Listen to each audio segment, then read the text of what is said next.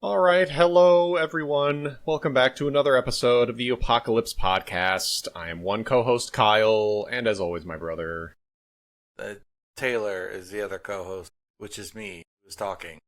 That's him, Kyle, and Taylor. So today we have a little ditty known as the movie known as Transformers 1. It's a animated Transformers movie. It came out in last year, 2024. I kind of forgot about this movie, and then I saw it come up on whatever service it was, Amazon, I think. Wait, what was it actually on? It was on Prime. I saw it on Paramount. Oh, yeah, Prime through the Paramount shit, yeah. Okay. We steal my mother-in-law's account for that. I ain't paying for Paramount Plus. So, yeah, I wanted to see this, and then I'm not going to go to theaters for it, though, but then I forgot about it, and then it pops up on a streaming service, and I was like, oh my god, this movie was supposed to be, like, pretty entertaining and fun. So I watched it, and I am a huge fan of the 1986 animated Transformers movie. You got the touch, baby. I was waiting for something like that. So, oh my god, that was impressive. Thank you. That movie it's so fun, and it does something that these modern Transformers movies have completely lost, and that it's about the fucking Transformers. That's why the Transformers, IP is so good, because it's about these goofy, fun robots that all have their own personalities. They are the people, quote unquote, you're supposed to care about.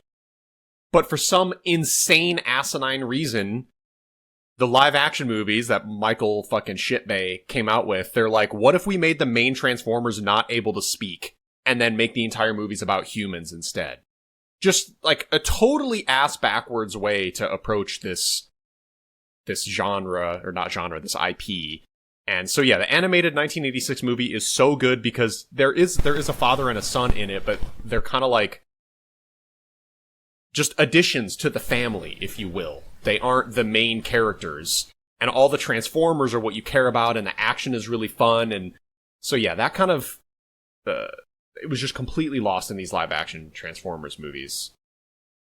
And this movie is a return to form. It's all animated. There isn't a single goddamn stupid human face to be seen in the movie. It's all about the Transformers, and it was a riot. It was a lot of fun. All right, so that's my spiel. I can tell you're not a huge fan, so we'll figure out why as we talk about it. But as we do in the beginning, what would you then give it on your 5-star scale? I believe 3.5 out of 5 with a heart. I liked it. Yeah, I would agree with that. I was oscillating between a 3 and a 3.5. Yeah. With kind of an emphasis on but I told Brianna shortly after watching this, I think it's the most fun, the movie I liked the most watching. When it was done, I was just like, yeah, everyone who thinks they should watch it should. But I don't think anything about it is I don't know that you would remember this in this sea of your memories of your favorite action movies. I don't know if this will necessarily pop up. But in no way, I would watch it again if someone wanted to watch it type. So maybe I like it more than I think, but I just didn't feel the, instant classic that 4 or higher kind of feels to me. Yes. Yeah, no, you're spot on right there. I found myself just kind of smiling and enjoying myself, and holy shit, it's a movie that's a little over an hour and a half. They just don't make movies like that anymore, which is crazy. All these stupid Marvel movies are 2.5 hours long. Oh my god, give it a rest. It's about superheroes, dude. Just we want to see them beat people up and it's shit. Superhero stories that don't even have the origin story built in anymore. And you're still taking 2.5 hours? 2.5 hours to tell this, offshoot story. I get it if it's... Which, by the way, this is an origin story. This is the origin story of Optimus Prime and Megatron.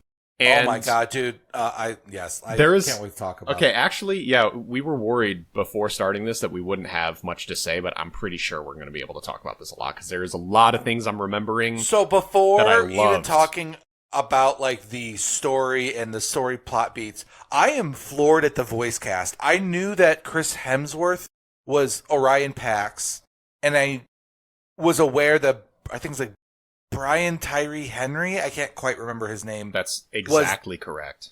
Holy shit, nailed it. Were the two leads, but like then I heard Scarlett Johansson, and then shortly after John Hamm was like, "Wait a minute, hold the fucking phone," and then Lawrence Fishburne shows up at some point. I'm like, wow, this was not like a movie where they got a famous person in and then a bunch of voice actors. No, this is like a Hollywood movie.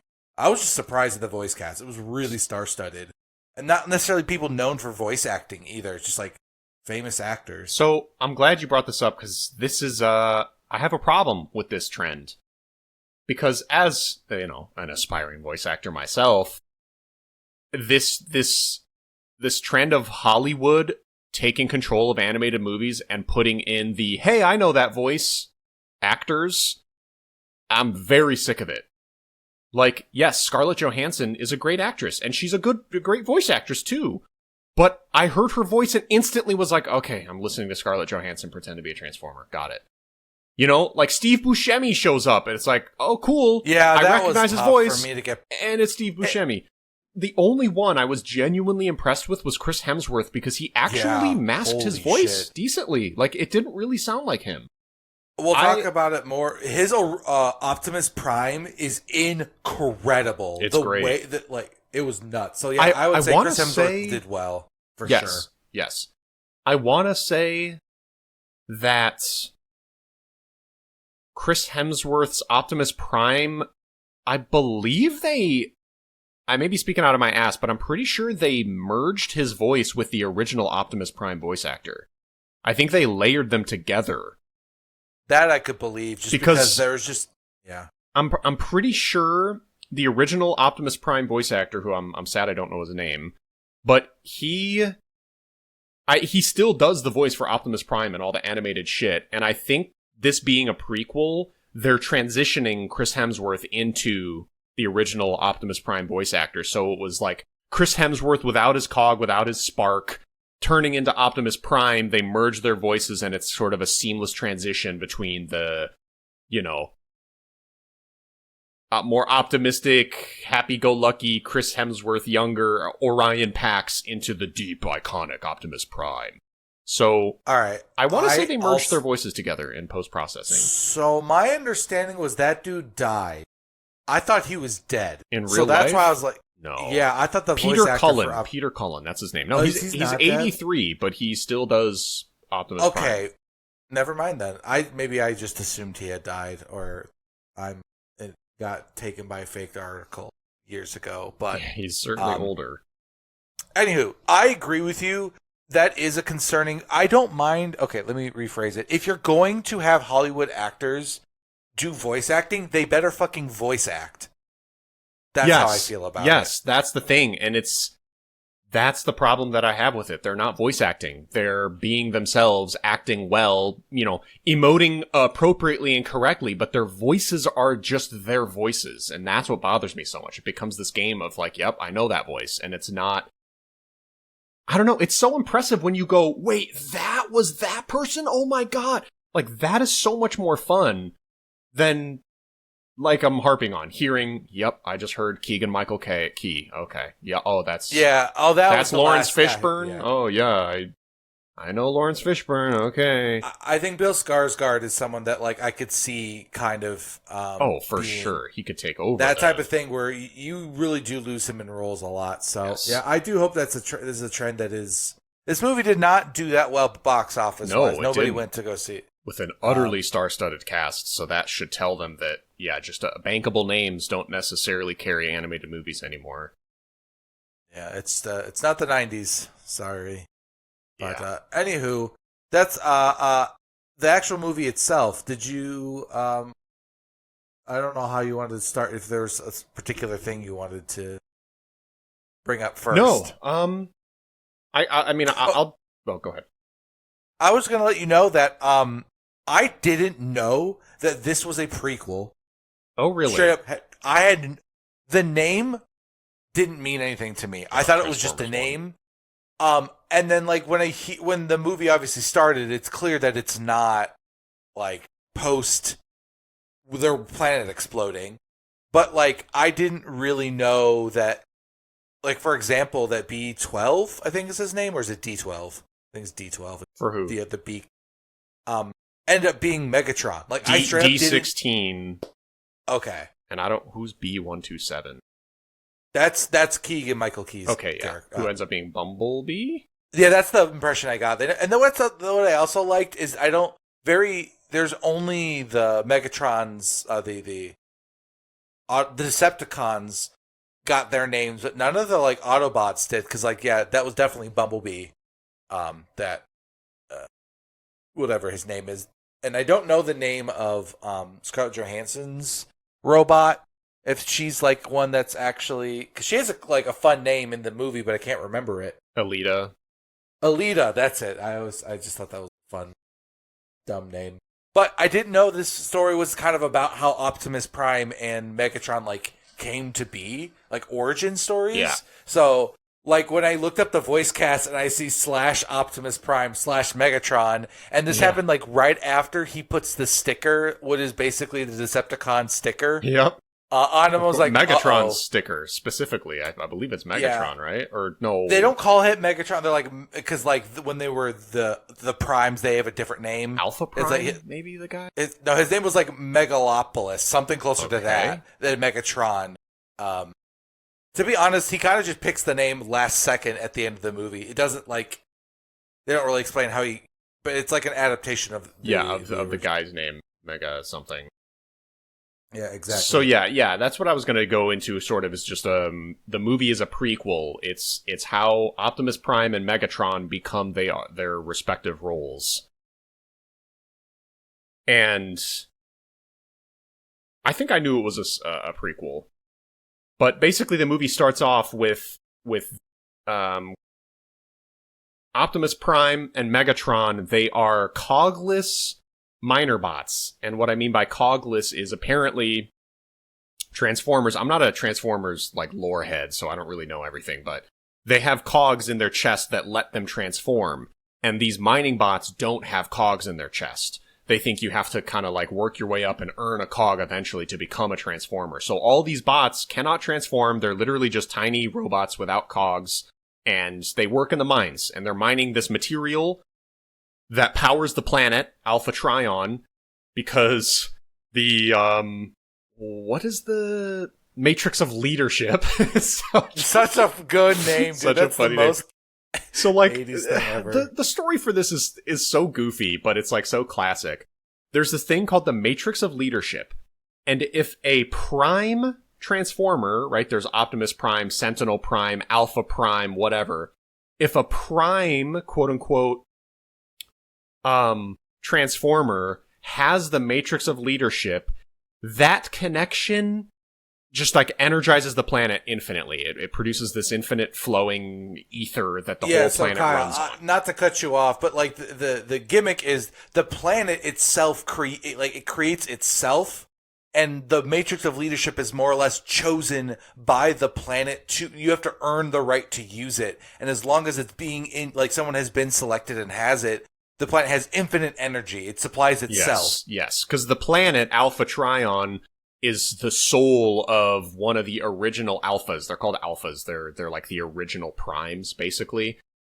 One of them sacrificed his life to sort of create this planet for all of the Transformers to live on, and so his sword of soul and spirit is the heart of this planet, and he picks the quote-unquote chosen one for the Matrix of Leadership to belong to. It's essentially, it's a thing that like goes in their chest, you know, their chest opens up and you put this little Matrix of Leadership inside them, and they are the chosen Alpha or the chosen Prime, and then it's a self-sustaining planet.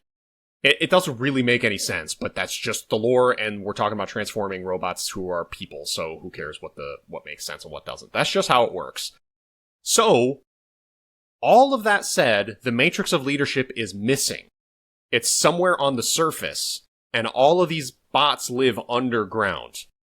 Because the surface is too dangerous, you're not supposed to go up there. So all of these bots, the whole Alpha Trion planet essentially exists underground. Sort of like, Evangelion, where there's like a upside down city above you and a city below, and it's quite a striking planet. It looks insanely cool. One of the best parts of the fact this is animated is a lot of really cool visual designed places. Yes, yeah, and it's sprawling and gigantic, but it is underground, so there's some kind of cool lighting with the fact that there's a big hole above them where the sun shines through, but you're not supposed to go to the surface, and I guess nothing on the surface comes down, even though it's a giant gaping hole where I didn't really understand that part. Little shit like that. There's tons of little things like that in this movie where you're like, that doesn't really make sense even for this universe, but oh well. You just kind of let it go. Yeah, it kind of doesn't matter it's like, that don't much. go to the surface, even though there's, you can just go up there if you chose to. Just don't. And everyone's like, all right, we won't. And hope whatever's on the surface also doesn't come down. Oh well, maybe we just assume they have guards. Anyways, so the matrix of leadership is missing.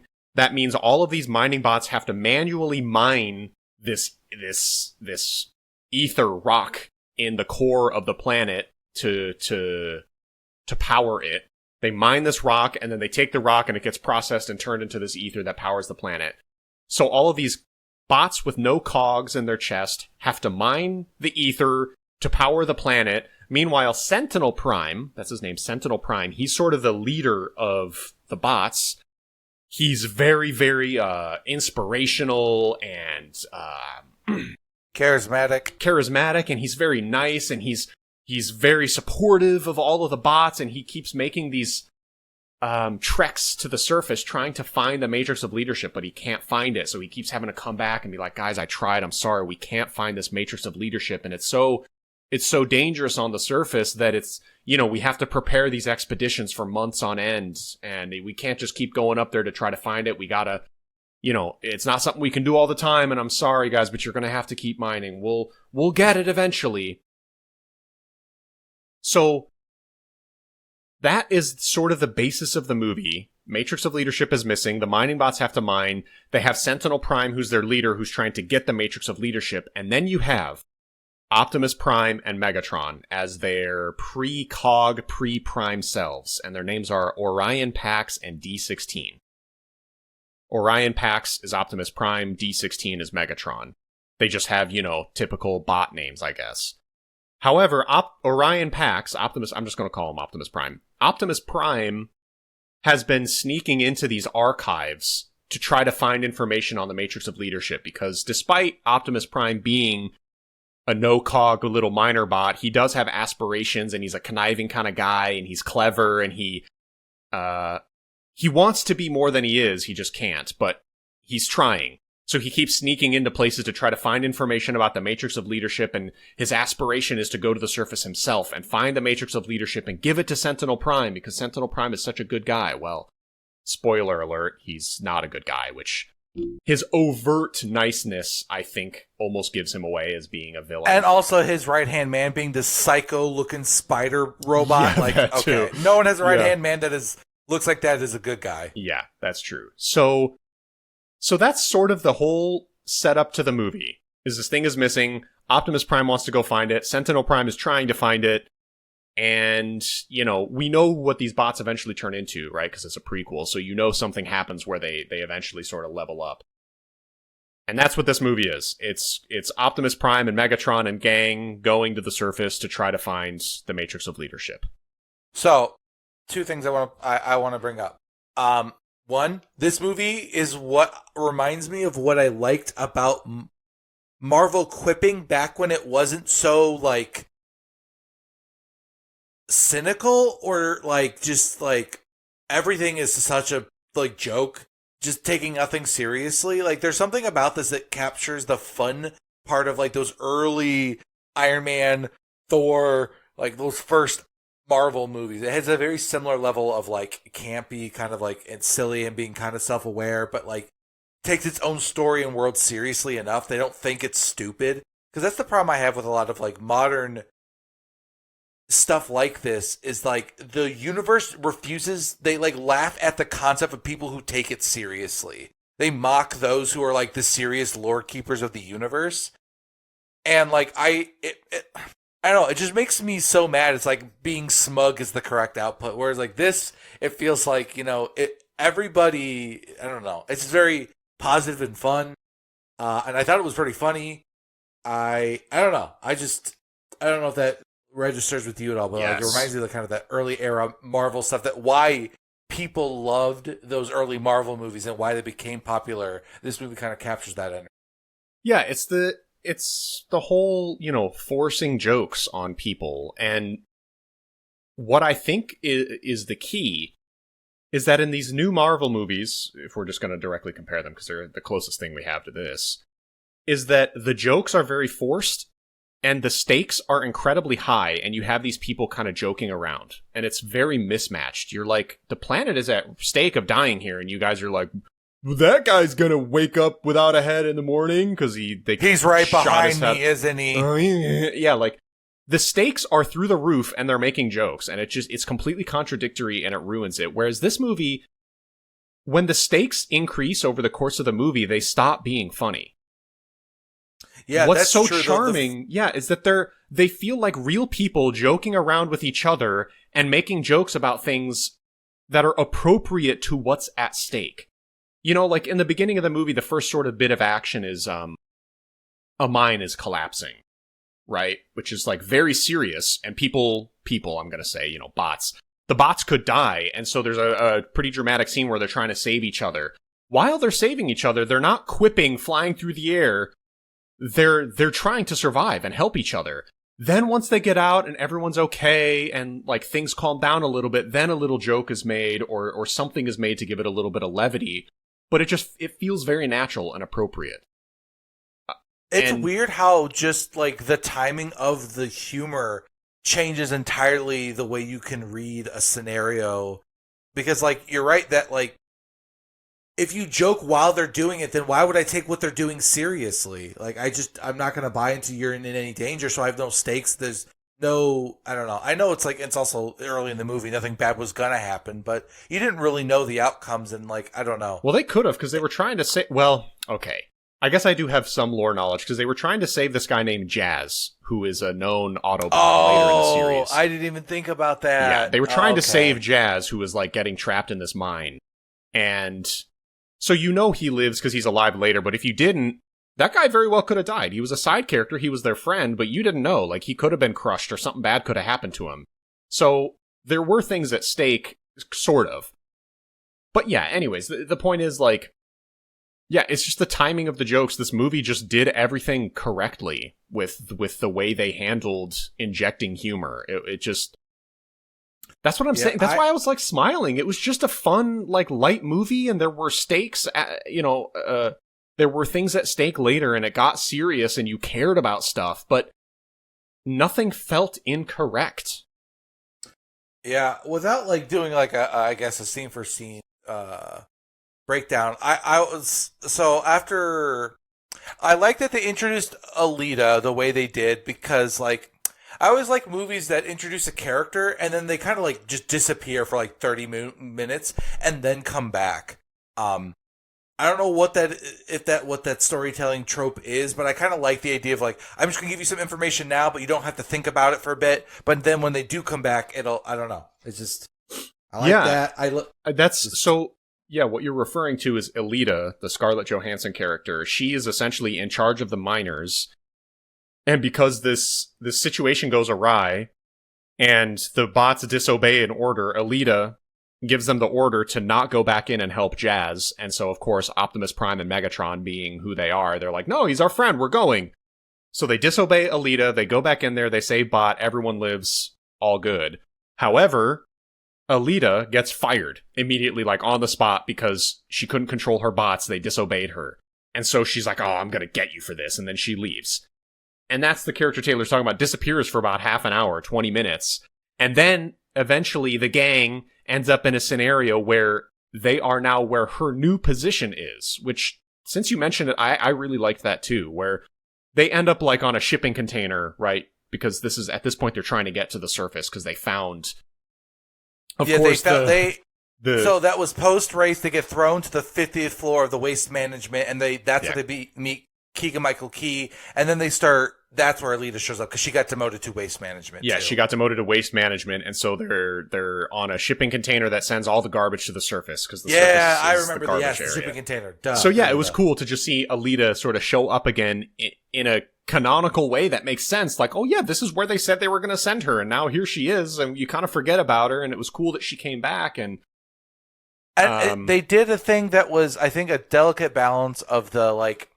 Introduce a character who isn't like your friend, but who's working with you. Because like they get stuck on the surface more or less, and like the only way back into good graces is to come back with this item. So they have to work together, even though Alita, like at this point, is just like, I wish you guys die. You know, like she wanted to end them, and I think they did it in a way that like I bought her level of energy. Like, 'cause sometimes you just like, oh, what? Everyone's just cool now. They're all just friends out of nowhere, and I don't think. I think what was cool was that it was all believable, and I think they put them in scenarios that I never questioned why she was started to become more trusting and more nice. Yeah, I have a lot of good things to say about the writing in it, which is not what you think about Transformers. Yeah. So, yeah, there was one part I wanted to talk about. We went over. It was how they ended up going down 50 levels down and meeting Keegan-Michael Key's character. His name is B127, but I don't feel like saying that. I'm just going to call him Bumblebee. I always think it's funny. It's like B127. Right, yes, Bumblebee. Of course, Bumblebee. Yeah. So, yeah, how they meet Bumblebee is Optimus Prime and Megatron are big fans of this giant race that happens every so often. I don't know when it happens, but there's this huge race where like 100, 200 Transformers sign up to do. And it's a gigantic race that goes all through the city with this self-building racetrack, which is really cool. It kind of builds itself as it goes, and people just follow this racetrack. So it's a giant race. It's the kind of the spectacle of the planet. Everyone tunes in to see this. And Optimus Prime has already proven during the beginning of the movie that he's pretty good at kind of sneaking into places, and he's kind of handy, and so he knows how to get through stuff and manipulate things so that he can get where he needs to go. And so he ends up sneaking into this back space or whatever with Megatron, and he's like, hey man, I brought you here. I wanted to show you something. And they end up crawling through some back alleys and going through some grates and whatever, and they come out and they realize they're sort of in the maintenance area kind of this super race that's about to happen. And Megatron is like, holy shit, this is basically a front row seat to this race. Like, thank you for doing this. And he's like, that's not all. He knocks out the floor from under them. They fall, and they're basically in the starting track with the racers. And he gives a jetpack to Megatron and puts one on himself. And he's like, we're about to race. And so Megatron is like, holy fuck. So they end up going on this race with all of the Transformers. And so this is our second kind of big action scene outside of the mine collapsing thing. And it was just really entertaining, really fun, seeing this racetrack move around and the bots kind of fighting and trying to get ahead of each other, and seeing all the different types of Transformers and all the different types of vehicles. This was the first real showcase of the beautiful planet, the beautiful CGI.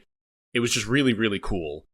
And kind of forgot where I was going with it. Oh, leading up to how they end up getting caught. So yeah, of course they go through this whole race. They end up almost coming in first, of course, and then all the bots like pass them at the last second, and they finish. And I do like that joke was like almost obvious, but I think it was delivered well, because it's not even that they didn't get first, but they got last because they just like the last second, like, I don't know, like, yeah. It's like this. Those are cute little bits. But I also wanted to say that, like, I don't know that this movie has like a particularly like outstanding art style. But I think it's really cool because it feels very alien and unique, like alien to like, what it looks different than a lot of things do, but the art style itself, it just like looks like good CGI, you know what I mean? I loved the CGI in this movie because it felt like old Transformers to me. It kind of had that, 80s, 90s vibe, okay. But of course everything was like shiny and modern because it was CGI.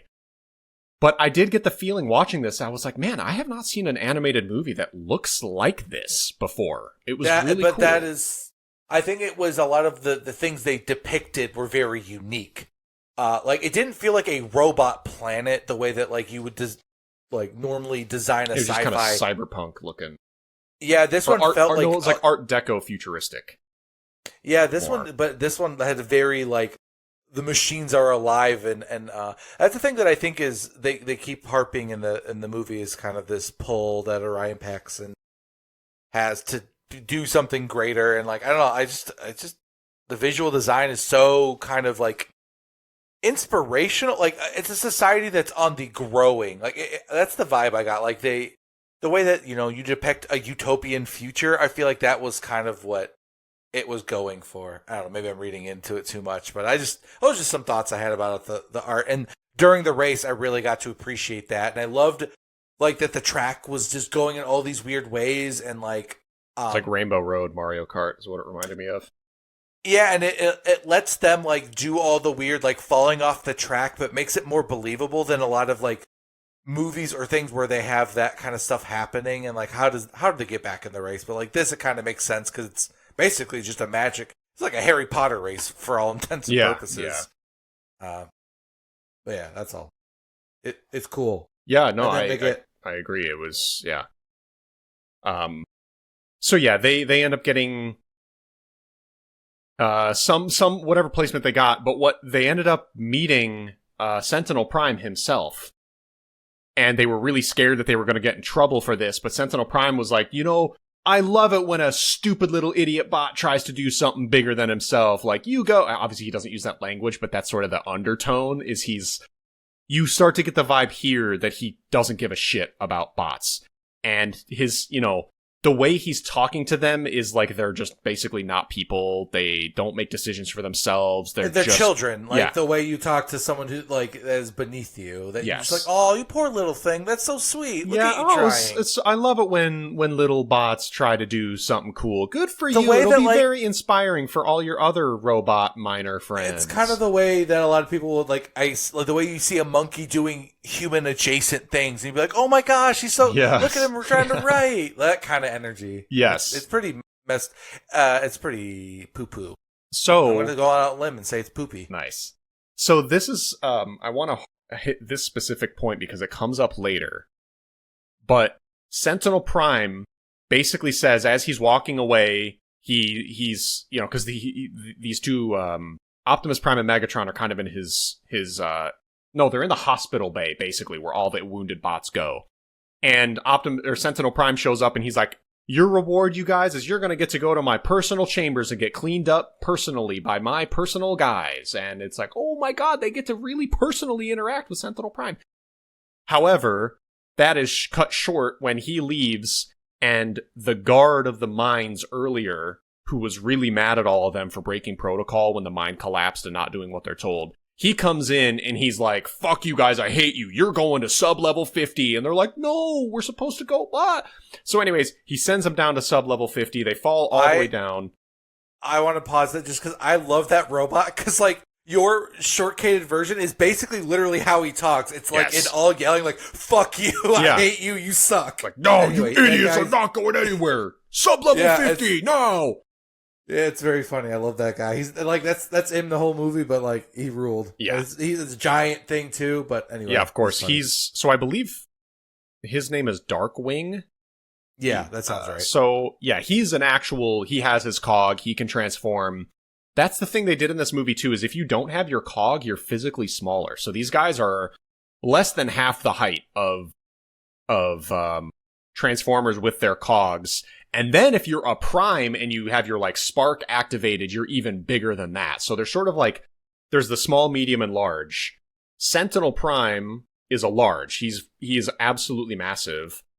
Then there's Darkwing, their boss guy in the mines who hates them. He is medium. He has his cog, he can transform, but he's not a Prime. And then there's these bots, they're real tiny. And there's some shots earlier in the movie of them kind of walking on the streets because they have to take the train to work and take the train home, which was a great detail. It really made the world feel alive and grounded. I really, really loved that. We didn't mention it earlier, but yeah, like they have to get to and from work on a train, just like normal ass people. And when they're walking around, you can see all the different types of Transformers. There's other bots, there's other Transformers. They're really small compared to a lot of people, but they're the same size as the other bots. Like, it was really, really well done scene. It felt like, the streets of New York or Chicago or something.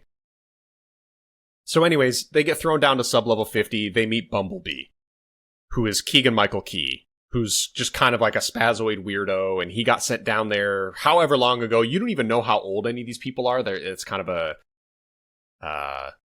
abstract. Yeah, it's very vague. Yeah, they don't really talk about it. They could be 1,000 years old. You don't really know. He's like, I've been down here forever. And the way he talks, it's like, he might be down there forever. Who knows? Yeah.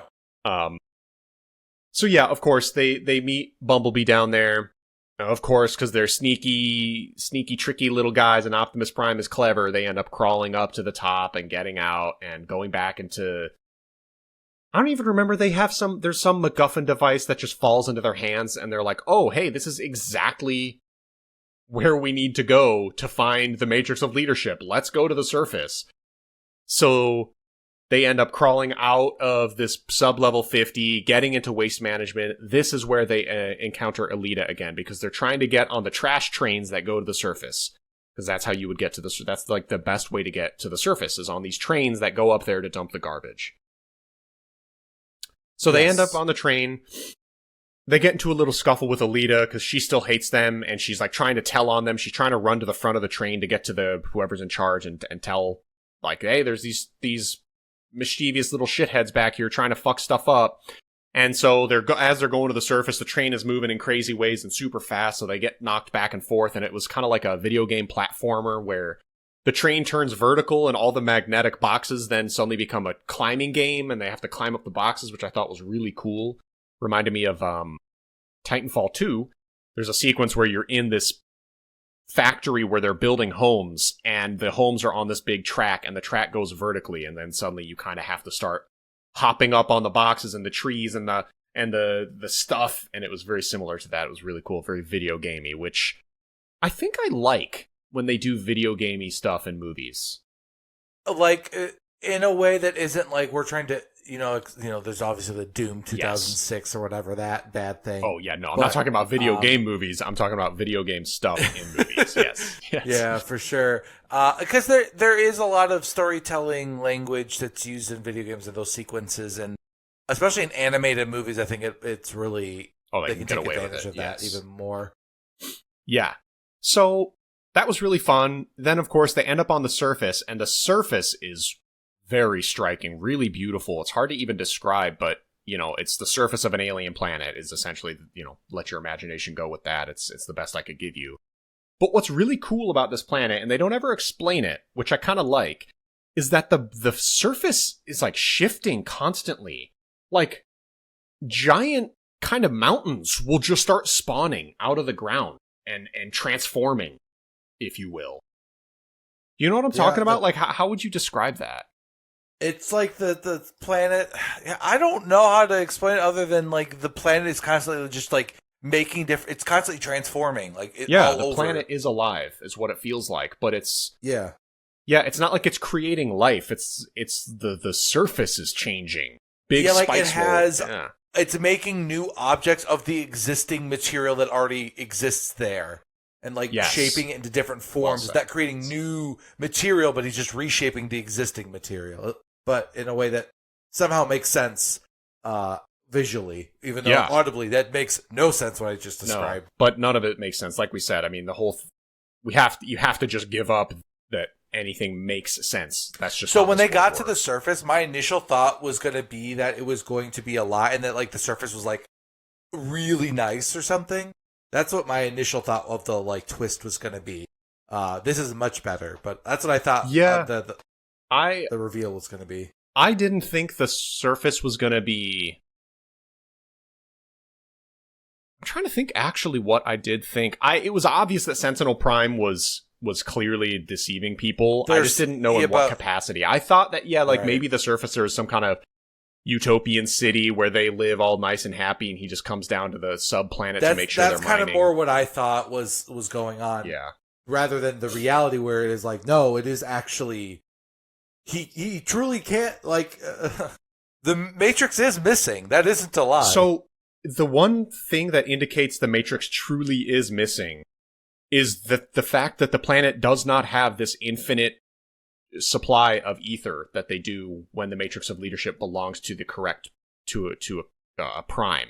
That's the chosen prime. Oh yeah, I can't believe we skipped over. That is the thrust, is that the Matrix is missing, therefore they're manual. Oh, you did kind of. Yeah, no, I went over that. Yeah, that the Matrix needs to belong to someone, and the fact that the Matrix is missing means the planet has no ether, and that's why everyone has to mine it manually. So just by that virtue, you know that the Matrix of Leadership is genuinely missing, or that maybe Sentinel Prime has the Matrix and he's trying to figure out how to make it work because he doesn't know that you need to be chosen, and because he's like, a power-hungry shithead, they're not, the planet isn't going to give it to him. You don't know what's going on, but you know the Matrix of Leadership is indeed not working at the very least, or missing. Yeah. So when they get to the surface, I did think he probably is trying to find it, but actually can't, or the surface is going to be nice. Anyways, the surface is not nice. It's constantly shifting, and it's really scary, and the train ends up derailing because the mountains that they're showing kind of falling, building, and crumbling start building up behind them and underneath them, and suddenly it kind of knocks the train in the air and derails it all, and they all fall off, and the train, because the train tracks work the same way as the race car tracks, where they're sort of self-assembling and they kind of go where they need to go. The train just kind of... Oh, that's something I wanted to note that I thought was really clever. So these self-building tracks, you would wonder, why are they doing that other than to just be cool? They actually have kind of a logistical reason for it, and that's because on the surface is so unpredictable that they can't just build a road and have cars go on it, or build tracks. I don't think I ever thought about that. That is such a good point. Wow. So because while the mountains are starting to come up underneath the train track is sort of building this crazy windy track ahead of itself and swerving around and kind of surviving the deadly surface. And it does get bumped and knocked, and they all come flying off of it because they're on top of the train at this point. They all fall off, and they turn to their side, and it's of course a comedic moment where Optimus Prime is like, no, we'll be able to get back on the train and go back underneath, no problem. And then they turn, and the train just does a 90-degree turn away from them and goes off into the distance. And he's like, okay, no, we can't. So the train survives the ordeal, rebuilds its tracks, it just keeps on going where it's supposed to go. They just get knocked off of it, so now they're on foot. That's how they end up on the surface, on foot. So, kind of circle back. I thought it was very clever and a good in-universe reason for why these tracks need to be self-building, or the roads need to be self-building, because it's very unpredictable up there. So, they end up on foot. They have the stupid little map. Alita still doesn't like them. She's like, you're giving me this map. I am leading us. I still don't like you, but I have no choice but to try to help you now, because helping you means helping all of us get back underneath. So we have to do it this way. So she ends up leading them. They find some abandoned, destroyed city, and of course this gigantic alien ship is overhead. The Quintessons, or... Quintessential, but basically... Quasari, something mixed with those two words together. It's Quintessons. The Quintessons are this sort of, for those who played StarCraft, they're kind of Zergy. They're like organic robots, if you will. I think that's what their vibe was. Not I think their vibe was. Their what if Transformers were mixed with organic material. That's what they look like. So they're kind of a hybrid between alien, squiddy looking, tentacly guys, but also they're robotic with armor and Kyle, jetpacks and shit. Combining, what do you think? Are they similar to the robots in the Matrix? Those squid ones? Yes, they reminded me of that too. Good call. Yes, very much like that. Because they also were scanning for life out there in this post-apocalyptic surface. So that was another video game moment where I'm like, I would love to play this. Make this a game. It would be so cool. They're in this destroyed kind of city. It's got algae growing on it. And this giant Quintesson ship stops overhead and starts beaming down with this giant red spotlight. It's basically scanning for life. And so they're having to kind of hide beneath things that are above them so the light passes over them. And then they have to, this light suddenly starts coming around the corner really fast, so then they have to run away and try to figure out another place to hide so the light will pass over them and not scan them. And there was really fun moments. It was a really compelling action scene and really fun moments where, yeah, you look at this and you can't help but think, like, this could so be a mechanic in a Transformers video game when you're out in the world exploring and suddenly these ships show up and start scanning and you got to figure out a way to break line of sight, hide inside, do something. Like, it was just really fun and cool. And there was a very tense moment where, like, Bumblebee is about to fall over and fall into the light, but then one of them grabs him, but he's, like, slipping too, so they're slowly inching towards the light that's scanning by. And yeah, it's very tense, really fun. So they sort of survive that level, if you will.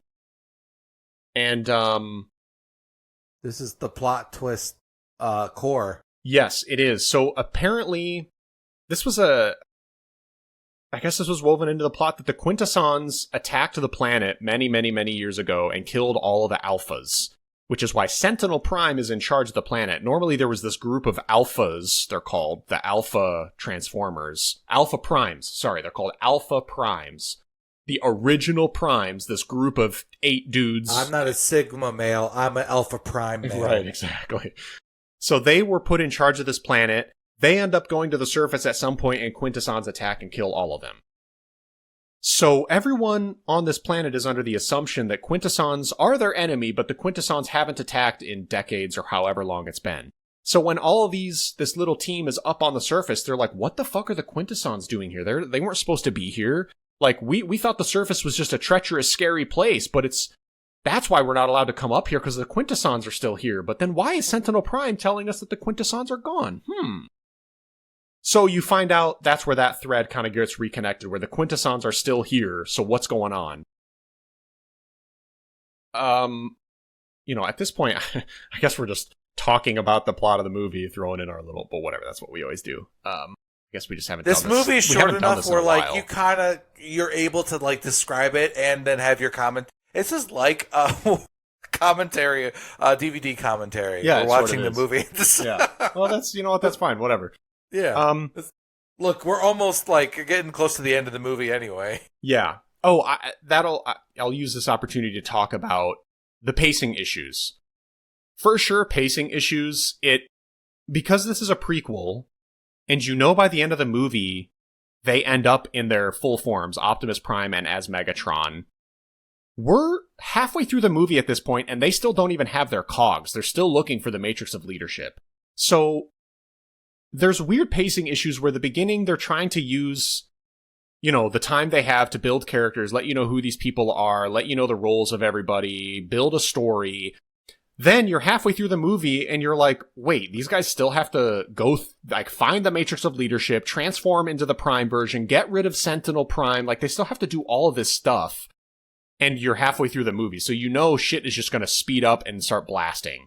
And that's kind of what happens. So I did have pacing issues with this movie. It feels it needed to be 30 minutes longer, but I'm glad they didn't. It's an interesting point is, like, it doesn't feel long. I'll tell you that. No, it feels fast. I will say the back half is basically one extended action sequence that wraps up the entire story, which is kind of weird. And I do think they do a decent enough job building up to, because honestly, at the halfway point, I'm like, how does he become Megatron? Because there's not enough beef happening here that I'm like, I'm going to believe a heel turn. But they do keep escalating the fight, kind of like Orion Pax's blind optimism gets Megatron in trouble. That's basically what happens, and he's getting kind of frustrated as he's not being respected or talked to about this. And, like, Optimus Prime just kind of sees this hopeful future and just does whatever he thinks will get him there without really thinking of the consequences of other people. And as we'll discuss in this sequence, when they eventually do become Primes, Lawrence Fishburne's character does actually say that it enhances character traits of those bots. So they do even imply that, like, the reason they might get extreme in their, like, kind of Orion Pax also all of a sudden becomes like kind of like a leader kind of out of nowhere is because they even say like that. Yeah, it's supposed to kind of enhance those traits. I missed that. Okay, that would explain why Megatron goes from being reasonably upset to, nope, you're a villain now. Yeah, and Optimus Prime's blind optimism turns into like, no, I literally am incapable of thinking negatively about things. Okay, yeah, I missed that. That's good to know. Yeah, but it's just like that one line, and like it kind of, and like you can even justify it in your head of a little bit of like they become the kind of like archetypes, right? And what Megatron really is vengeance, is because like what happens kind of early is he's getting vengeful. Then it's like I want Sentinel Prime to be. Or like Megatron just wants the Sentinel Prime to be taken out of power. Like, Megatron wants to fucking like cut his head off. Yeah, he wants to torture and kill him. Whereas Optimus Prime is sort of like, no, we need to let the people do what they need to do. Let the justice system work and put Sentinel Prime where he belongs, and I will take over. It's no problem. I think I have a really good. I think this is probably my favorite emotional part of the movie was the. What do you do when your entire worldview was a lie, and how that can radicalize someone? Yeah, go ahead. I was just going to say, I fucking loved this brief time of Megatron. Before he was, over-the-top villain, when he was still very much D16 and being very reasonable. He, the entire planet loves and worships, almost literally worships Sentinel Prime. They love him. He defines their existence. He's what they work for. He's why they feel like they exist. He just tells them what is true and they believe it. They don't need proof. Yes, Sentinel Prime just tells them what they need, and so they're on the surface now, like I'm saying, they evaded the Quintessons, which they turns out they're still there, and they're trying to figure out what's going on. They end up in this cave where the Matrix of Leadership is supposed to be, and they see all the bodies of the Alpha Primes. They're like, holy shit, here's where this battle took place, where they all died. What happened? They end up finding Alpha Trion is the planet. Lawrence Fishburne's character. Yeah, I don't remember his name, unfortunately. Oh no, his name is Alpha Trion. I thought the planet was named Alpha Trion. What's the planet I didn't think it was, but I didn't know the name of the planet. But okay, well, Kyle's an idiot. Well, shit, I am an idiot. Kind of trying to skim the... I mean, Cybertron is the name of the planet. I just don't know if... Yes, it's Cybertron. That's the name of the planet. Okay, I thought... Yes. Look, I should have corrected you a while ago, because I was like, I thought it was Cybertron, but I trust you. You damn white boys. Yeah, no, charismatic voices. Alpha Trion is not the planet name. That's the name of Lawrence Fishburne's character. He was one of the Alphas. Cybertron is the planet, yes. So they find Alpha Trion, Mr. Lawrence Fishburne, and they're like, oh my gosh, he still has some life left in him. Let's activate him. So they have, this is another thing. The little ether, these blue kind of energy cubes, that's what makes people live. So at some points in the movie, they're kind of eating them, like snacking on them. It was kind of cute and fun. It's like, oh, that's cool. They're actually like using this energy source that they're mining. Yeah. So they find Alpha Trion and they pop one of these in his mouth and they're like, okay, hopefully you chew this up. Like trying to give a cookie to somebody who's passed out from low blood sugar or something. It was really funny. Call back to Seinfeld for all you Seinfeld heads out there. It's a scene. The Feldians. So, yeah, they pop a little energy cube in his mouth, and he's like, whoa, I'm awake. And he basically, this is exposition dump dot sequence. He tells them everything. There's a very cool, actually, I don't understand his power. He just, has magical powers. Not sure how or where this comes from, but he basically touches the ground, and there's this really cool... Even within the movie, it's a different, unique animation style where it's sort of like a hologram projection, 3D all around them of the actual battle that took place, but it isn't a hologram. It's sort of sandy. It's all like grainy and cool. If it was me not being able to see, or if this is just a really cool looking hybrid effect. Yes, it was. Yeah. It was. Basically, imagine if they have whatever the effect of this movie, but then they turned it into a sandy kind of. Yeah, powdery look is how this looks weird, within the universe. So yeah, it's this kind of very smooth, moving holographic projection of the battle that took place. And he's like, yeah, Sentinel Prime betrayed us. And of course, in this battle, you see Sentinel Prime show up and is like stabbing them all in the back while they're being killed by the Quintessons. And Alpha Trion is like, what the fuck are you doing? He's like, I'm securing power for myself. And he kills Alpha Trion and all the other alphas while they're in the midst of battle. It seemed a little far-fetched for me for this one Prime to come and kill the entire group of alphas while they're distracted with the Quintessons. But the Quintessons do seem pretty brutal. They're crazy and they swarm and they're vicious in the way that they attack. So, maybe it's believable, but I don't think there's a world where one Prime with one sword comes in and just kills them all while they're dealing with Quintessons. I mean, they do set up that Sentinel Prime isn't random to them. That was their right-hand guy. So there might be something to be said of one that he is... Sentinel on his own is like a skilled combatant, and two, the closeness of it, and like the shock might be, surprise you factor, could just, yeah, like you can kind of like hand wave some of the well, how does this one guy do it? It's like, But there was like 8 Primes up there. I mean, they're supposed to be like literally the leaders of the planet. They're the best, most powerful everything. And that was one part within this movie where I couldn't suspend my disbelief. That's fair. Honestly, I didn't. Yeah. I don't have... the best excuse I have is like, well, I don't know, you can kind of justify it. So yeah, I don't know that. Maybe you could fair. in that... So this is the spoiler. Sentinel Prime is working with the Quintessons. Maybe you could say that he's been working with the Quintessons. He planned this, so you mix... Oh wait, did you not think that?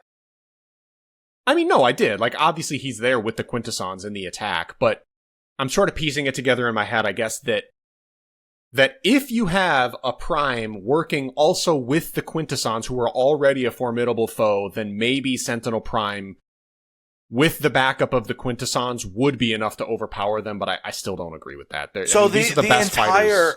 These alphas are insane.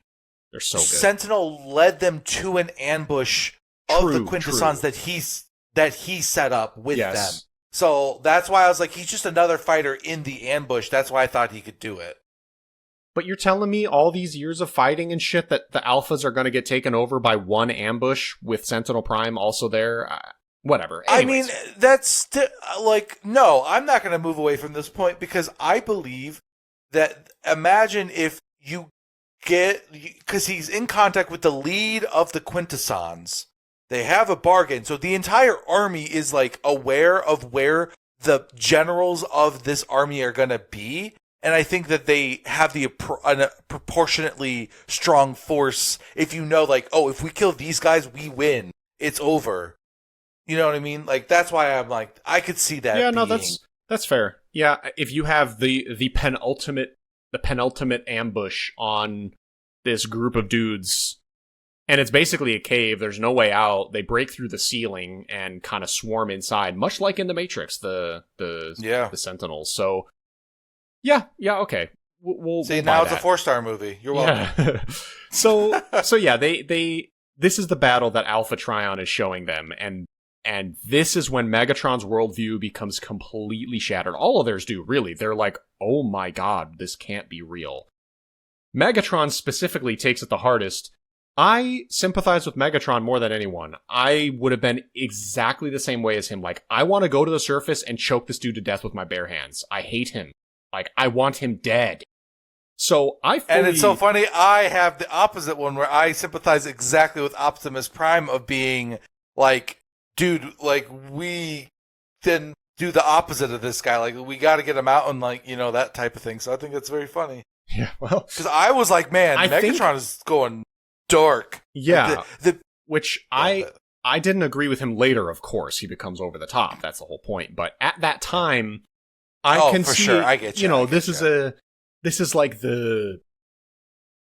line that you tread of like, yes, if you kill Sentinel Prime, then you're becoming like him. But really, I'm not trying to enslave people. I'm not trying to control anyone. I want our planet to be free. Like, I'm not an inherently bad guy, but this dude is such a piece of shit. I want him dead. You can totally exist there. I gotcha. Yeah, I gotcha. That's how Megatron kind of was initially. That's how I was reading it. Was he just he wanted vengeance, but he didn't become evil. He's not like he hated Optimus Prime suddenly too. It's like, because that's also the last moment he has before he gets his Prime upgrade, where the feelings start to like get more amplified and stuff like that too. So So yeah, they get shown this battle sequence, and they realize they've been betrayed and lied to. They go outside, and conveniently, this is where Sentinel Prime, they see him in the distance with his little gang of cronies, and the Quintessons land their ship right next to him, come out, and Sentinel Prime delivers to them what we thought was trash on the train. Turns out was all of the ether. What the fuck is the name of this stuff? Energon. It's all of the Energon. So the bots are like, wait, what the fuck? I thought there was all the trash in those boxes. Nope. Turns out they've been mining Energon, bringing it to the surface, giving it to the Quintessons in exchange for, I don't really know what. I think it's basically like we won't it's kill a mafia. You if you do this. Yeah, okay. It's like a mafia, pay us and we'll protect you type shit. And then at the same That's time, why they're probably not coming into the planet, Kyle. It's probably because he's paying them off. Yes, and then also it gives Sentinel Prime sort of a false sense of power where he is in control of essentially all of the bots underneath the planet, but he is then controlled by the Quintessons who just come, take their money, and leave. And so they see this happening and they're like, oh my god, cementing that he's just a complete evil piece of shit liar. So they end up getting into this is where Starscream and the honor guard shows up. So they leave. So they basically get out of there because the Quintessons like kind of get they have a scouting party and they just like kind of finish off. Oh, first they get the cogs, so they're all now Transformers. Oh, that was the thing too. Yeah, Alpha Trion explained to them. He's like, "This is another thing." Yeah, so it was just a massive, massive betrayal. They learned on a that scale that's crazy. Yeah, they learned that all bots are born with cogs, and Sentinel Prime has been taking away their cogs before they're activated. So these bots just have, all these miners have just thought, "Oh, we're unlucky. We were born without cogs. We're born to be miners. Oh well." No, Sentinel is intentionally making them slave miner bots with no power by taking their cogs. And Alpha Trion is like, no, you're all born with him. He's been fucking you over. And they're like, oh my god. So just betrayal after betrayal after betrayal. On a scale of 1 to 10, this is a 100. How deceived they've been. It's kind of genocidal. Hitler 2. Yeah, honestly, it would be like if you were almost like the North Koreans in real life right now. Like if they found out what their leader is actually up to, they would be, holy shit, it's actually very similar to North Korea, I just realized. Yeah, I mean, this is like just any kind of leader propaganda, being brainwashed and finding out. And being told only their version of what's happening, and you just have to believe it because that's all you've ever known. And then what do you do when you take that leader out of power? Like, with those like out of vengeance or out of like hope for a better future, and like that movie's obviously trying to show that like that's the future you want it, but like absolutely, I don't think that it's a coincidence that those are comparisons in your head. So Alpha Trion then gives them the cogs of the dead alphas that are in this room. He uses his little magic powers and gives them all cogs, so they all suddenly can transform. And this is a fun sequence where so they can transform, but they don't really know how because it's a skill you need. They get their cogs, they go outside, they see Sentinel Prime with the Quintessons betraying them again. Then the Quintessons kind of get wind of them. They have scouting people like Taylor said, and they can kind of tell they're being watched. So then they send people after them. Now the Autobots have to start running, and they're trying to transform while running, but they don't know how. So like, the one arm gets turned into a wheel, but they need the other arms, and one leg gets turned into something, and they're like stumbling around and falling, and it's kind of a cute sequence. There's some really creative ones, like because Megatron is a gun, or because he's a tank, and right. So one of his legs turns into a tread, and he's like kind of limping and hobbling because one leg that's a tread and your other leg that isn't, like you just can't really move very well. And because Optimus Prime turns into a truck, as we all know, like his head sinks into his body, but then he can't figure out how to transform the rest of himself, so he just like makes his head disappear and he's running around headless. Like, it's just kind of a cute, fun little sequence of them trying to figure out what's going on, or figure out how to transform, really. And they're like, how do we do this? And Optimus Prime is like, you just think about it, feel it, I don't know. Like, they just have no idea how to do this. And eventually, by the end of the sequence, they've kind of fully all figured out what they are. And, you see D16 turn into a tank, and you're like, oh my god, that's Megatron. Orion Pax is Optimus Prime, so he's in a truck. Bumblebee turns into his trademark yellow race car. Elita turns into a motorcycle. So through this running away, they end up in the High Guard's like hideout, and the High Guard is who used to guard the the Alpha Primes, and this is where Starscream comes into play, where it's Steve Buscemi. So they find this like little hideout hut area where it's just a ragtag group of the old High Guard who can't make it back down to below the surface because, the Quintessons are around and Sentinel Prime is around, and so they're kind of just having to live in this camp up on the surface and they can't figure out how to get back down. So during this time, they kind of end up fighting too, and this is where little things get thrown in that I loved, where Starscream and Megatron end up fighting, and Megatron is choking Starscream and like is crushing his neck a little bit, and he ends up stopping, and then when Starscream starts talking again, it's his original trademark like whiny, higher pitched, scrunchy kind of sounding voice. It's hard to describe, but you know what Starscream sounds like, right? And I was like, oh my god, that's so cool that it was Megatron, like, damaged his vocal box, and now he has this trademark sounding voice. And they also, I don't know how much you remember this too, but Starscream is always trying to backstab Megatron to get power back. And like, I feel like they established that really well in that fight. Yes. But I didn't realize how important that this sequence is for the end of the movie, because what this is establishing to all those other High Guard people is that Megatron is someone they should be like, he's currently can match what we think is the best fighter amongst us. Yeah, that's their mentality. It's like Mike makes right. Yes, the most basic, like, follow the alpha, kind of, like a pack of wolves. Follow the one who's the strongest. And that's what Megatron demonstrates here by besting Starscream, who's their current leader, that, okay, Megatron is who we need to follow now. So then at this point, Megatron and Optimus Prime are really starting to splinter, because Megatron is showing his bloodthirst by wanting to kill Sentinel Prime and then by brutally beating Starscream.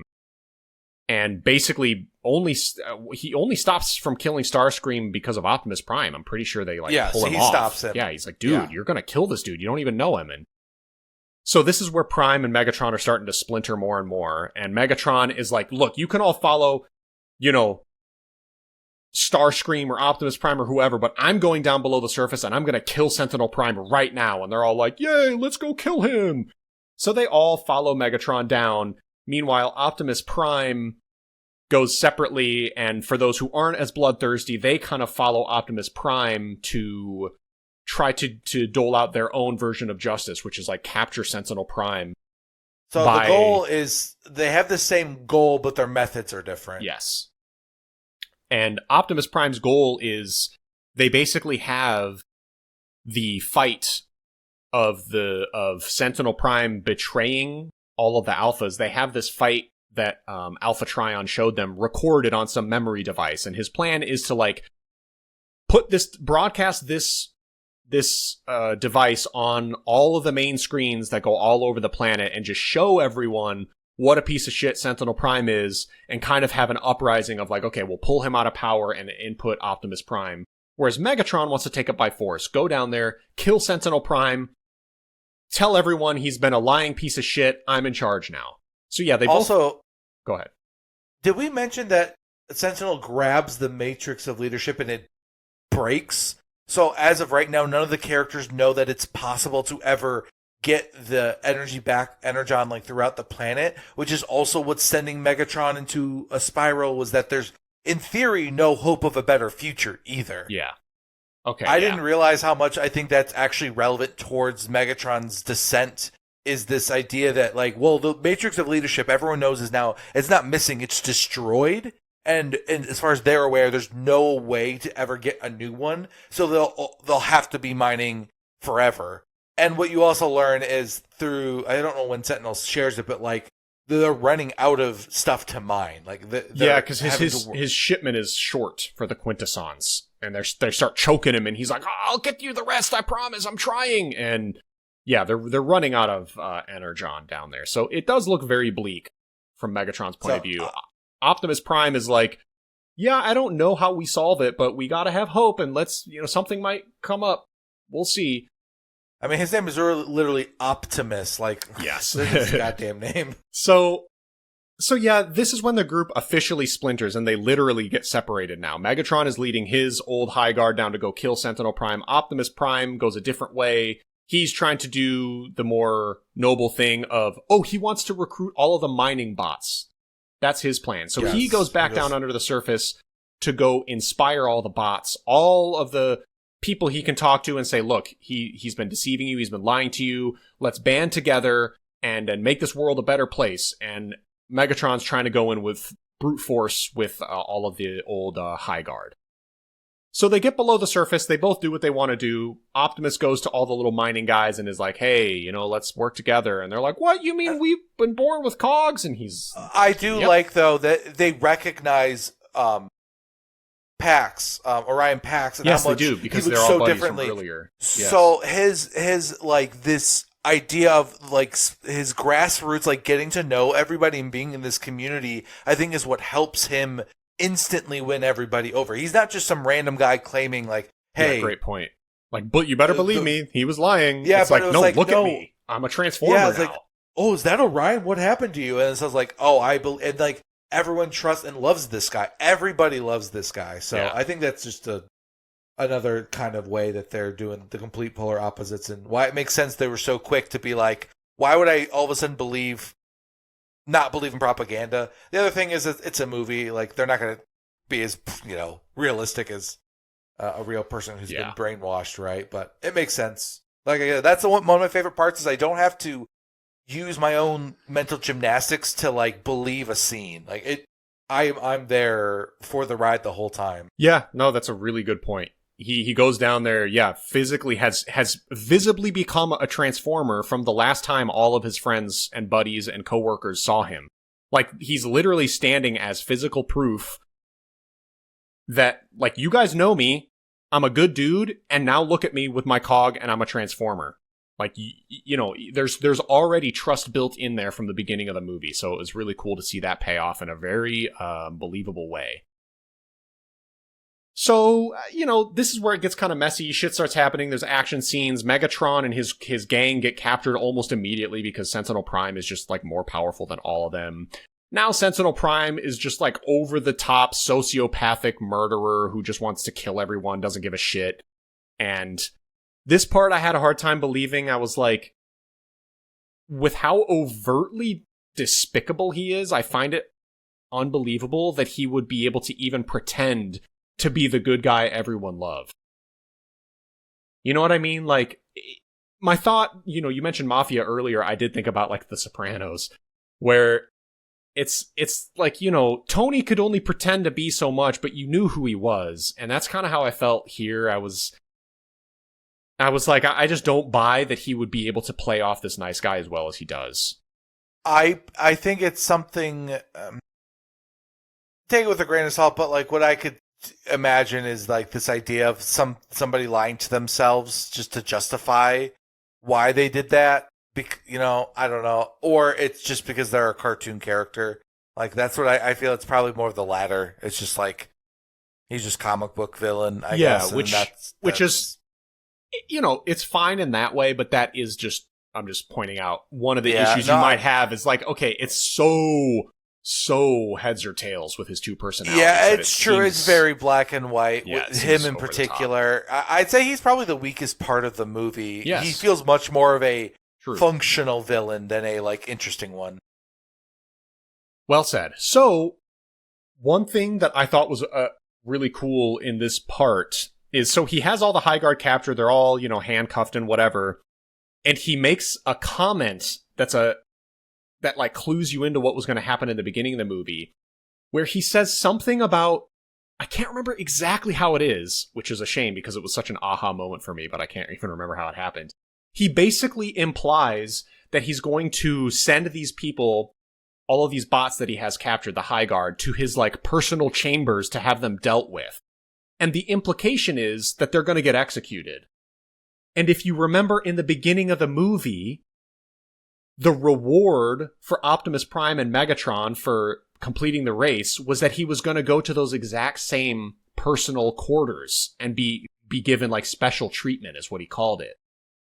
And I don't know if you caught this, but I did. I was like, oh my God, he was going to have them executed earlier in the movie. I didn't. And like, I genuinely thought he would. I bought in so the first time through. I was like, okay, they'll give him a massage. Like, this is a total, it's like if they give you a $20 gift card for doing something really heroic. Exactly. It'd be like, oh, fuck, great. Good PR. Yeah, like here's a day at a spa. I genuinely thought that's what it would have been. But of course, they get captured and sent down to sub-level 50. So, in a roundabout way, Darkwing actually saved them by sending them to sub-level 50. Yeah, ironically, Darkwing really did set into motion the revolution. Their lives.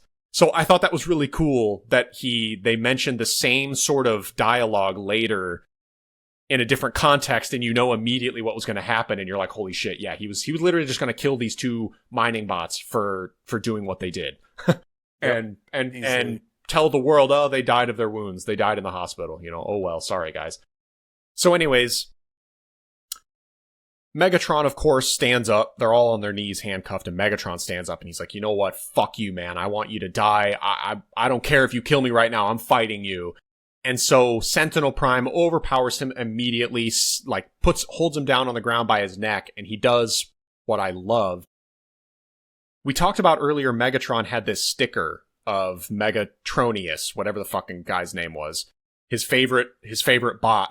He has the sticker, and Sentinel Prime is like, you know what? Let's make sure you never forget what this sticker is. And so he takes like basically a soldering iron or a welder, and just in the most brutal, ragged way, like welds the sticker, sort of permanently scarring Megatron with this image. Yeah, dude, and you realize it's the fucking Decepticon image. It's that face. And of course, you see it earlier in the movie, and you're like, I'm pretty sure that's kind of the Decepticon face, but it looks a little cartoonier and nice. Oh, interesting. Now, here's where he cements it in. That was good. And I do like that. I think they're really selling how desperate Megatron was, too. Of like, he says he has, like, I'm going to stand up because I literally have nothing left to lose. Yeah. And he's right. Like, he doesn't have anything to go back to. No. So, yeah, it's pretty. So, I love how defiant he was. It's pretty satisfying. Yeah. I loved all of these little things they did to sort of build up. It truly felt like a prequel, and there was very, very reasonable, cool things happening, implying how they happened later. Like, I just love this idea that him being engraved with this symbol is what cemented the the Decepticon symbol, and there was one other thing I mentioned earlier that was another kind of, like, prequel, sequel thing. Anyways, it was just well done. It was cool. So a big fight breaks out because then Optimus Prime happens to come at the same time, and they like crash a train through the whole thing. And so that gives Megatron an opportunity to kind of fight back, and a big action sequence takes place. They end up fighting in front of everybody, basically on the race where the racetrack started earlier in the movie. Optimus Prime. So Megatron has a blaster held up to Sentinel Prime. He's about to shoot him, and Optimus Prime at the last second, of course, says, no, don't, dives in front of it and gets blasted. Like, hole in the chest blasted. It was crazy.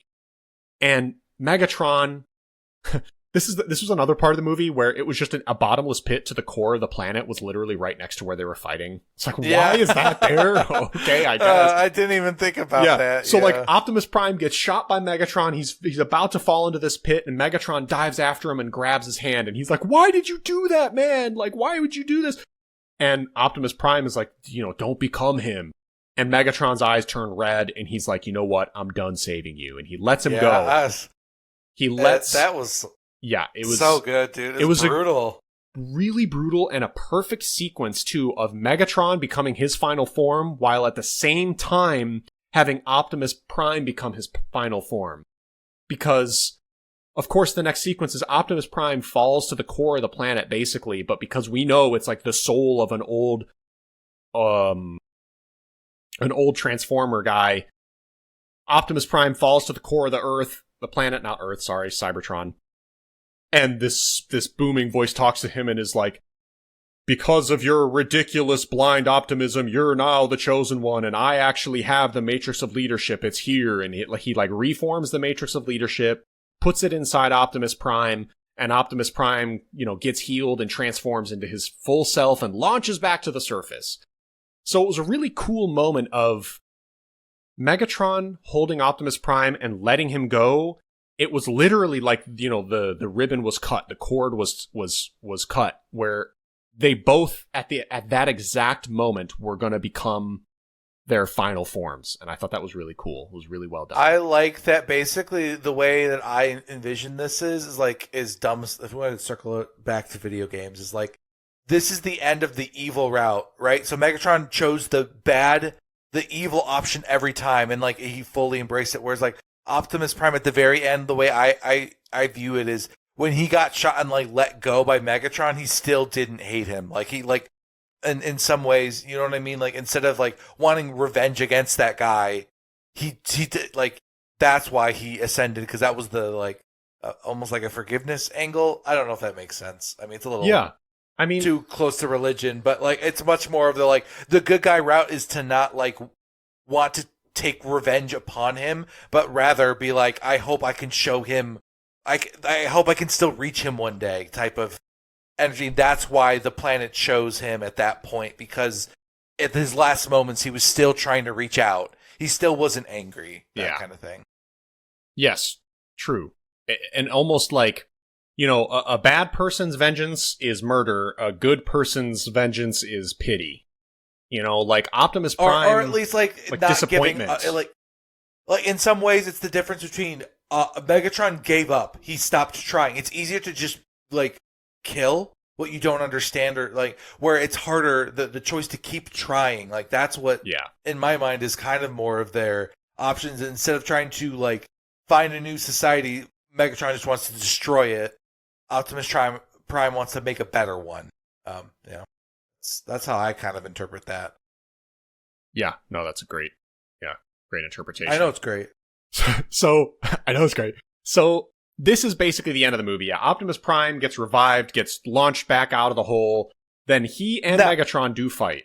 Wait, no, you did while Optimus Prime is falling and reforming. You forgot to mention that Megatron lifts Sentinel Prime above his head and rips him in half. True, in slow motion. That was so call. That was a cool, crazy.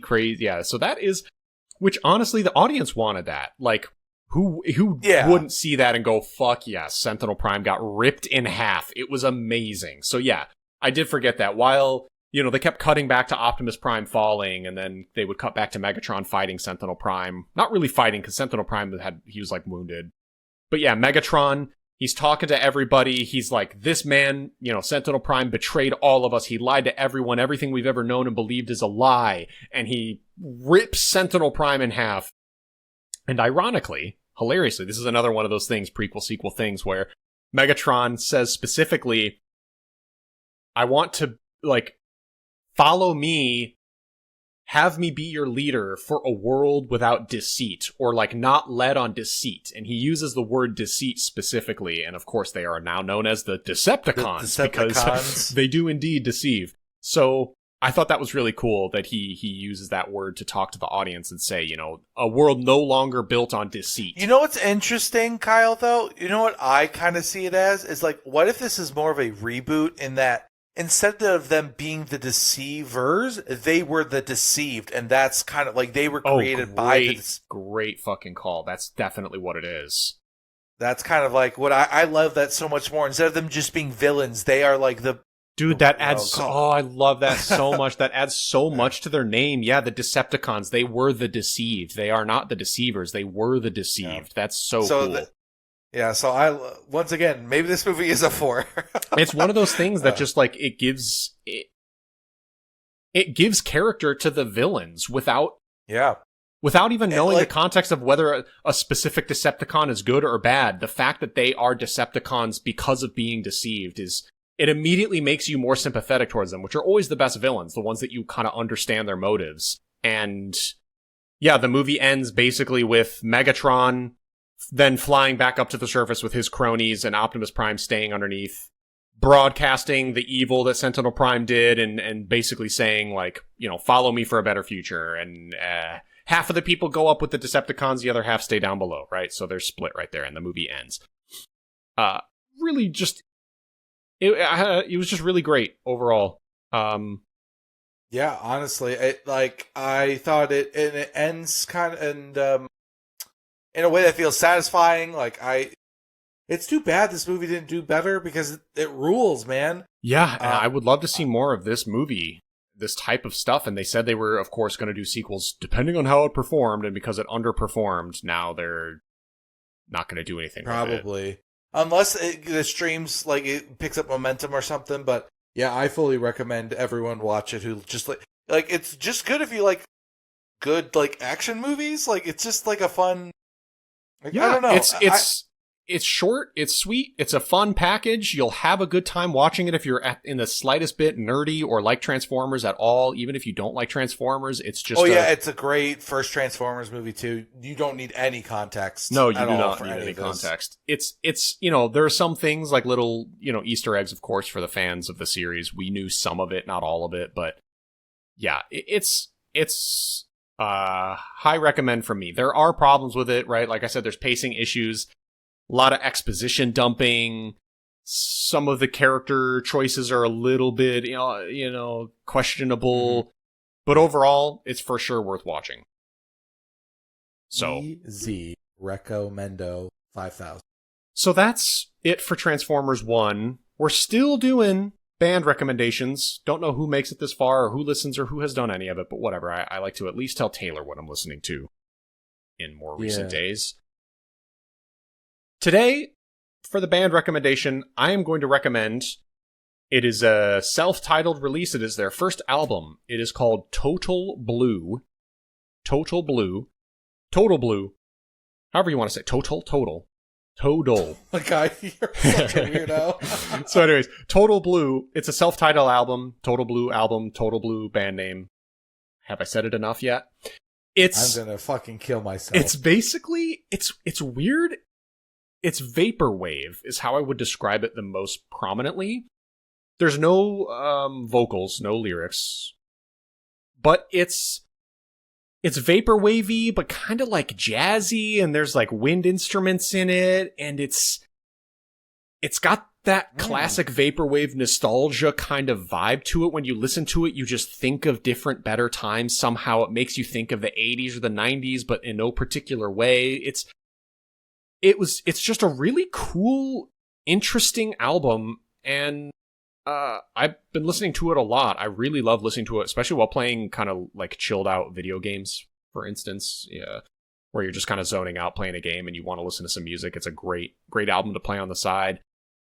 It's really cool. It's just really cool, interesting kind of vaporwave. If you like vaporwave, if you like electronic music, you'll probably like this album. So Total Blue. I added it to a playlist. Now, this way I can be reminded much more easily of it, because that sounds like... I'm going to give that a listen. So, I don't have an album to give you, but I have a particular song by a particular artist. Oh, okay. And this artist's name is Ethel Cain. She's just, I don't know, an indie tragic name, Ethel. I know, right? But in particular, it's off the album Preacher's Daughter. So it's basically about this girl who's raised very, very in a religious household, and kind of like how she's still religious, but like anti-organized religion and weird shit like that. It's very experimental. But the song, I don't know how to pronounce it properly. It's like Ptolemaea. It's P-T-O-L-E-M-A. So it starts with a P, but so it's definitely a Latin word of some kind. Ptolemaea, probably. Yeah. It's probably one of the most evil sounding songs I've heard. So this is not like a metal. This is it's just like it. Yeah. What's the genre? Genre is like tough. So far we have evil and religious. Yeah. Folky. Okay. Folk. I got that vibe from the image here. And that's what I'm trying to think of the genre, but like the soundscape is very dark and ominous. But it's, kind of just, I would say it's like folk, but a little of a darker twinge. Darker and atmospheric or... Yeah, and like there's two, there's kind of like a guy and a girl, not like, I should rephrase that. There are two characters in the song speaking back and forth. And it's the lyrics are really dark, but anyway, it's just like this very atmospheric track that I like. Not many people would like because it's very weird and dark. But like, there's this one moment where she sings or screeches almost like no in a way that is so visceral. It's like feels like I don't know how they recorded that sound. It's just so powerful. There's just some very powerful vocal performance in that song in particular. Wow, all right. I heard it randomly, so I don't know. I just scary. put it on a. It's probably more normal than I'm giving it credit, but it gives me A24 kind of horror movie vibes, like The Witch. That's kind of what I would describe as like the way you feel in your stomach about The Witch is how that is in song form. That's kind of how I describe it, but it's really good. Okay. All right. Yeah. I will throw Ethel Cain on my follow here and listen. Yeah. Nice. I don't know anything else by her that's particularly good or bad. I just know that song. Real good. Swag. All right, cool. Movie done, music done. Good app. Transformers 1, go watch it. Total Blue, go listen. Ethel Cain, Ptolemaea song, go listen. Back next week. We will. Thank you all for listening. Yep. Bye-bye. Bye.